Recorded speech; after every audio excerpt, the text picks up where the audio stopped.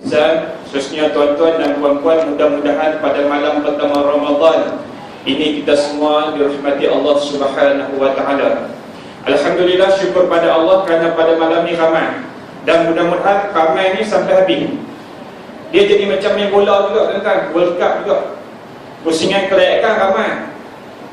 Masuk pusingan kedua start malam ni. Dia tinggal 16 pasukan. Lepas tu pergi suku akhir 8. Pergi ke separuh akhir jadi 4, final 2. Kita Ramadan pun macam tu. Awal ni alhamdulillah surau ramai, masjid ramai, melimpah buah. Sampai yang best tu ada tempat lah, duduk lawan tegak. Duduk mana? Dan tengok duduk dalam satu Korea. Sebab sebelum ni tak pernah sampai. Tapi tak apa, tu benda lepas. Ni kita nak cerita start malam ni menjadikan Ramadan ni sebagai turning point, sebagai titik mula kita nak berubah. Tuan-tuan, kalau kita hari ni umur 60, katalah kita balik umur 15, maka 45 tahun dah kita menghadapi Ramadan, menerima Ramadan daripada Allah. Kalau hari ni kita 50 tolak 15, maka dah 35 tahun kita menikmati Ramadan. Jadi dalam ayat tadi Allah sebut, wahai orang yang beriman, difardukan ke atas kamu berpuasa sebagaimana orang-orang sebelum kamu, la'allakum, mudah-mudahan. Maksudnya apa? Dalam kaedah bahasa Arab tuan-tuan, la'alla ni mudah-mudahan boleh jadi takwa, boleh jadi taqwa. Boleh jadi takwa, boleh jadi tak bertakwa. Sebab apa tuan-tuan? Sebab mengikut kajian ulama tafsir terhadap ayat ni, manusia yang membiasakan diri dalam tempoh 30 hari hingga 40 hari, insya-Allah dia akan jadi tabiat. Maka kalau malam ni kita start insya-Allah Ramadan ni, kita start malam ni, malam esok kita main seterusnya sampai 30 malam, insya-Allah insya berjemaah di masjid dekat. Ikut kajian yang dibuat manusia ni, dalam diri manusia ni 30 hari ke 40 hari, kalau dia pun duk buat benda tu, duk buat benda tu, duk buat benda tu, insya-Allah dia lekat. Kalau dia tak lekat pun tuan-tuan, Allahumma salli ala Muhammad, sekurang-kurangnya dia tak lekat tu ada sebab. Esok contoh katalah 1 Syawal duduk balik beraya kan, pergi sana sini apa semua, dia tak main surau ni, tapi dia berhenti semayang kat tempat lain. Tu la'alla, mudah-mudahan kamu bertakwa. Takwa kat sini apa? Menjadi lebih baik, menjadi mulia di sisi Allah. Jadi tuan-tuan, bila datangnya Ramadan, Allahumma salli ala Muhammad, kita tak mahu Ramadan yang kita dapat ni macam mana Ramadan yang sudah, hanya sekadar berpuasa, hanya sekadar berterawih, tidak ada satu perkara yang lebih baik yang kita buat sebelum ni. Bukan salah berpuasa, ada ganjarannya yang Allah sediakan. Kita datang berterawih, ada ganjarannya yang Allah sediakan. Tetapi takkan kita nak bawa pergi jumpa Allah takat puasa dengan tarawih. Sebab apa tuan-tuan? Orang yang buat lebih baik dan buat lebih baik, nanti bila berada di depan Allah, dia tengok puasa dia rasa menyesal. Kalaulah aku buatlah setiap Ramadan yang Allah bagi tu, aku buat lagi bagus, dan lagi bagus. Maka waktu tu baru dia rasa, ya Allah. Macam contoh tuan-tuan, kita sedekah dekat surau ni.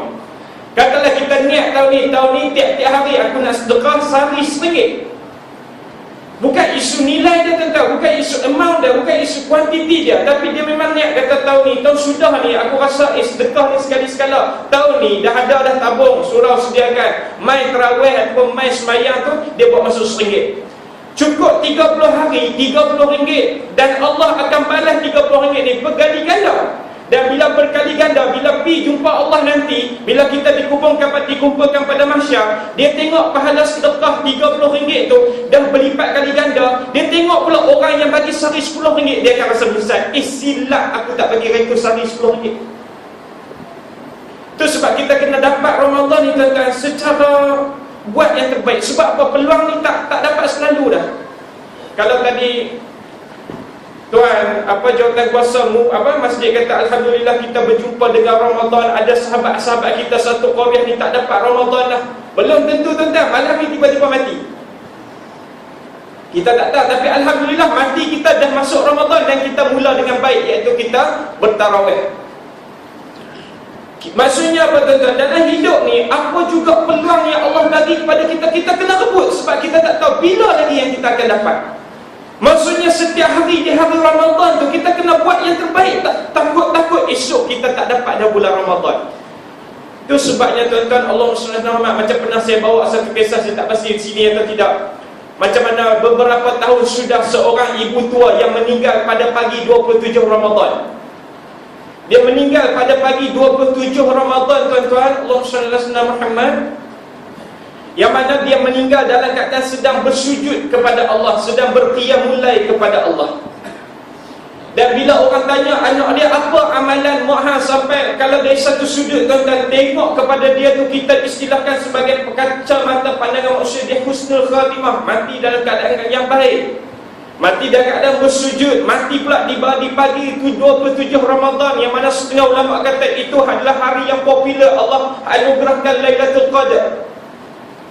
Maka orang tanya anak dia apa amalan Mu'ah ni, maka dia kata tak ada benda lain lah, mak aku, mak saya ni hanyalah orang yang rajin baca Quran, dan pada malam 27 Ramadan dia baru saja mengkhatam Al-Quran buat kali yang ke-1000. Tuan-tuan, kita bukan nak cerita 1000 ke 100 kali, tapi kita nak supaya Ramadan kali ini buat lebih baik. Sebab kita tak tahulah di kalangan kita ni, adakah kita masih lagi berpeluang untuk menerima Ramadan selepas ini. Sebab kematian tidak mengenal usia. Mati bukan sebab sakit, mati bukan sebab tua, mati bila sampai mati dia akan mati. Maka kita mengambil kesempatan, tuan-tuan, saya berpesan kepada diri saya dan tuan-tuan dan puan, kita mengambil kesempatan ini. Mudah-mudahan kalaulah ini Ramadan yang terakhir, inilah Ramadan yang terbaik kita persembahkan kepada Allah. Yang pertama. Yang kedua, tuan-tuan, kalau ditanya kepada semua orang, tuan-tuan, umat Islam kita semua tahu kelebihan Ramadan, tetapi ramai yang hanya sekadar tahu tetapi tidak mahu mengambil peluang ini. Itu sebabnya, tuan-tuan, kalau kita melihat kepada sirah Nabi SAW, kita tengok kepada sirah para sahabat, bila datangnya Ramadan mereka bergembira. Dan sehingga disebut, kalau kita terima Ramadan ni, alangkah baiknya kalau kita spend sedikit duit, kita laburkan sedikit duit pergi beli baju baru. Sebab apa? Nak sambut Ramadan. Sebab seronok Ramadan ni, sebab Ramadan ni yang Allah tak bagi pada umat lain, yang Allah tak bagi pada Nabi lain, yang bahkan bila Nabi Musa mendengar kelebihan Ramadan yang Allah bagi kepada umat Muhammad, umat Rasulullah, Nabi Musa angkat tangan nak jadi umat Rasulullah. Sebab tak dapat kat orang lain, dapat kepada umat Nabi SAW. Dah macam-macam ganjaran dah. Yang sunat pahalanya diberi ialah ibarat kita melaksanakan fardu. Yang fardu pula berlipat kali ganda, berpuluh-puluh kali ganda, beratus-ratus kali ganda. Yang ulama kata tak boleh nak bagi tahu berapa jumlah yang Allah nak bagi atas ibadah yang kita lakukan. Dalam celah tu Allah bagi pula Lailatul Qadar min khairum min alfi syahr, yang lebih baik daripada 1000 bulan. Apa lagi yang kita nak, tuan-tuan? Itu sebabnya Nabi Musa angkat tangan nak jadi umat Muhammad. Sebab apa? Kita dah umat akhir zaman, umat yang paling last datang ke atas muka bumi ni. Bila Nabi Musa dengar bahawa umat Nabi Muhammad yang terlebih dulu masuk syurga berbanding umat-umat Nabi yang lain, kalau tengok kepada kedudukannya, rasa macam ya Allah, Allah bagi macam-macam untuk kita, tapi sayang kalau kita tak ambil peluang. Dan dalam bulan Ramadan ni juga, tuan-tuan, kenapa diberikan bulan yang disebut sebagai Syahrus Siyam, bulan berpuasa? Dalam kitab Fiqhul Manhaji, Imam Asy-Syafi'i menyebut bahawa Allah melipat kali gandakan ibadah-ibadah yang dilakukan dalam bulan puasa ini, bulan Ramadan ini. Kerana apa? Sebagai satu latihan, sebagai satu teknik untuk kita capai darjat takwa. Imam Syafi'i sebut apa dalam kitab Fiqhul Manhaji? Manusia bila perut dia kosong, dia lapar, dia dahaga, dan dia tidak boleh melakukan perkara-perkara yang menyeronokkan nafsu syahwat dia, maka dia rasa ringan untuk buat ibadah. Itu sebab, tuan-tuan, dalam bulan Ramadan ni kita rasa seronok nak buat ibadah, kita rasa ringan. Tapi main malam lepas kita buka puasa esok malam, kita jadi berat. Sebab apa? Lepas makan, waktu 11 siang ni, alhamdulillah kita rasa okey, rasa ringan dan nak sembahyang. Sebab apa? Imam Syafi'i kata perut kita kosong. Nak menyatakan di sini, selepas kita keluar daripada bulan Ramadan, antara perkara untuk kita dapat ketakwaan ataupun untuk kita capai ketakwaan di sisi Allah, tidak kita kena lawan dengan nafsu syahwat, iaitu antaranya ialah dengan kita berlapar, dengan kita dahaga, dengan kita kontrol daripada memberi keseronokan kepada nafsu syahwat kita. Maka bila kita rasa boleh kekang nafsu syahwat ni, maka mudah untuk kita beribadah pada Allah. Dan dalam kitab yang sama, Imam Syafi'i sebut, dalam bulan Ramadan ni juga, ini juga sebagai satu medan untuk kita kumaskan, kukuhkan hubungan dengan Allah dan hubungan dengan manusia. Maka disitulah turunnya fardu zakat, zakat fitrah. Kena ingat baik tuan-tuan, kadang-kadang waktu saya duduk kerja zakat sekitar tahun 2007 dulu, dia tak faham. Dia kata, saya ni penerima zakat, betul, tapi mai kat zakat fitrah ni wajib untuk semua, miskin kaya pun kena bayar. Yang zakat lain tak ada masalah, tu yang disebut zakat fitrah, ataupun orang sebut zakat badan. Jangan duk ingat, dia kata saya duk tengok masjid bagi zakat, saya duk tengok surah Al-Ihsan kubur-kubur duit bagi zakat, jadi saya tak bayar zakat. Tu zakat lain, zakat fitrah tetap kena bayar. Yang ni ramai yang tak clear tuan-tuan. Pasal apa bagi zakat ni? Sebab nak berkongsi rasa suka, rasa senang. Tu yang kalau kita tengok dalam mazhab Syafi'i, mesti kena bagi dengan beras. Maka kita menggunakan tukar kepada nilai ringgit Malaysia, kita tak menggunakan mazhab Syafi'i. Pasal apa? Sebab kita nak berkongsi susah senang kita. Waktu bulan Ramadan ni nak rasa lapar macam mana orang tak makan. Dan dalam bulan Ramadan ni juga kita nak jaga hubungan dengan manusia. Selain daripada berzakat, kita banyakkan bersedekah.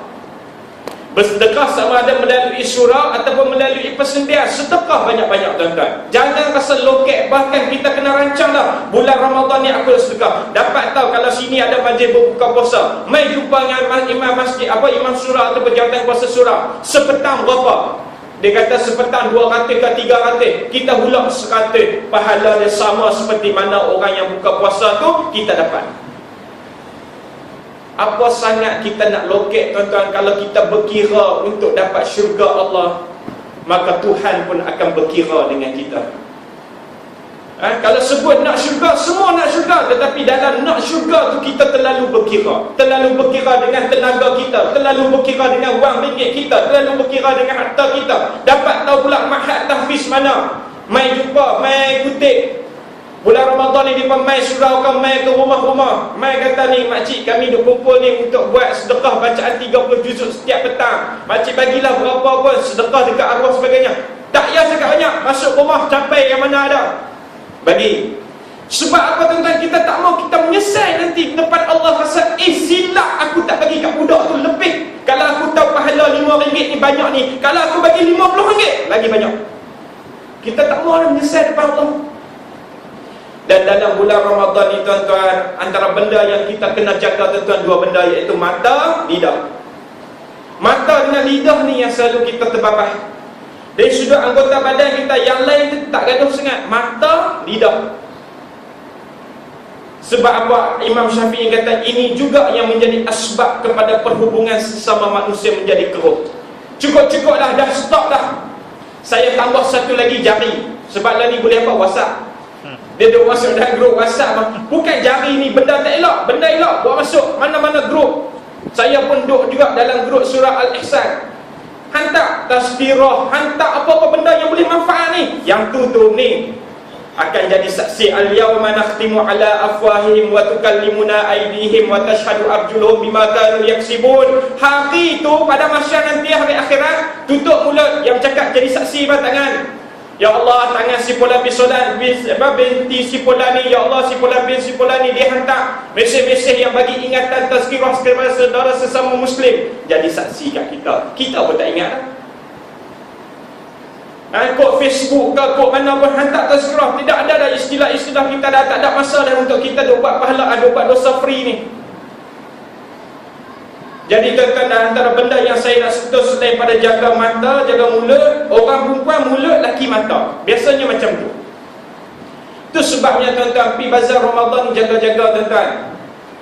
Pi bazar Ramadan, beli takat mana untuk kita buka puasa, ataupun kita beli untuk sedekah kat jiran. Cukup. Tak payah dia buat tawaf. Kadang-kadang sampai tu, orang tanya, hai, baru sampai beli pun tak tahu nak round lubang seround dua. Dia round seround dua tu, pahala puasa habis tu. Duk pusi, dia tak beli lagi, dia pusi relax kan. Selalu yang pergi beli siapa dia? Lelaki lah. Nah, isteri duk sibuk kat rumah. ataupun laki bini lah, duk pi. Kalau isteri tak masak, duk pusing round. Dan orang yang jual, kalau orang yang faham agama, dia akan pakai pakaian yang elok, dia akan tutup aurat yang elok. Maka kita pun duk pusing 2 round. Mata ni dah habis banyak dah pahala.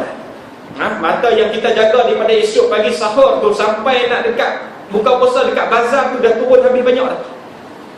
Jadi pi beli takat nak buka puasa, ataupun kita beli bagi untuk orang buka puasa. Cukup, lepas tu balik. Kalau orang rumah tanya, bang, ada apa kat bazar Ramadan Padang Serai? Tak ada apa, tak tahu. Sebab apa? Dia pergi beli benda yang dia nak beli je. Dia tak ada masa dah nak round. Ni abang, ada jual apa? Macam-macam tu. Dia senarai je. Sebab apa? Dia berubah tu 3 kali tu. Tuan-tuan, yang pertama mata, jaga mulut. Yang kedua, tuan-tuan, tentang solat ni kita nak penambahbaikan. Kita ingat balik Ramadan tahun sudah. Siapa-siapa yang tahun ni, tahun sudah kita rasa macam kita ni selalu juga solat lewat. Tahun ni kita berazam untuk solat awal waktu. Allahu Akbar, Allahu Akbar. Tinggal benda lain, semayang. Kat tempat kerja bersama. Masuk waktu je kita solat. Masuk waktu je kita solat. Supaya lepas 30 hari ni tuan-tuan, last sekali di penghujung Ramadan, pada 29 ataupun 30 Ramadan tu, kita duduk set, ada satu checklist kita senarai. Satu Ramadan daripada 5 waktu, kita awal 3 waktu. Okey. Lepas tu berapa waktu lagi kita, oh ni 4 waktu. Hari ni 5 waktu, 5 waktu, 5 waktu, 5 waktu, 5 waktu. Kita campur, bahagi dengan katalah 30 Ramadan, 30 kali 5, 150 waktu. Lepas tu kita darab dengan 100%. Berapa markah kita? A tambah ke? A ke? A tolak ke? B ke? B tambah ke? C ke? F ke? G ke? Gagal ke? Kita ada senang bau, kita nak buat seronok. Bukan kita nak rasa riak, bukan kita nak buat report, buat siap laporan rekod Ramadan pergi tunjuk ke orang. Tak, ni kita saja.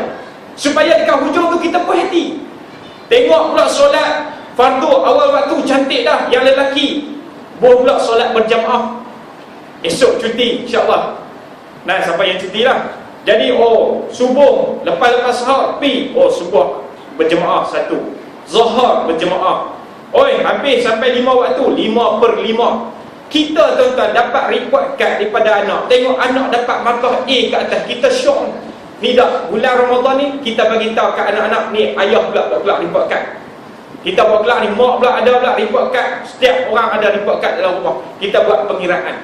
Solat dan solat berjemaah. Yang kedua, kita tengok pada Quran.